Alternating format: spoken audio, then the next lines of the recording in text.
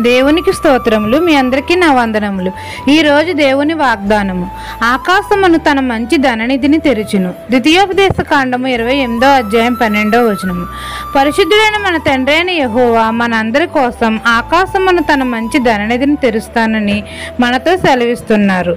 మనము మన దేవుడైన యెహోవా మాట శ్రద్ధగా విని దేవుడు మనకు ఆజ్ఞాపించే ఆజ్ఞలన్నిటినీ అనుసరించి నడుచుకున్న ఎడల మన తండ్రి అయిన యెహోవా భూమి మీద ఉన్న సమస్త జనముల కంటే మనల్ని హెచ్చిస్తాడు. మన కొట్లలోను మనం చేయి ప్రయత్నములన్నిటిలోనూ మనకు దీవెన కలుగునట్లు యెహోవా ఆజ్ఞాపిస్తాడు. మనందరికీ ఆకాశమును తన మంచి ధననిధిని తెరుస్తాడు. మనల్ని ఆశీర్వదిస్తాడు. మన కార్యం అంతటిని దేవుడు సఫలపరుస్తాడు.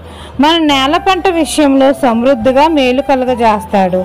మన కోసం ఆకాశపు వాకిట్లను విప్పి పట్టజాలనంత విస్తారమైన దీవెనలు మనపై కురిపిస్తాడు.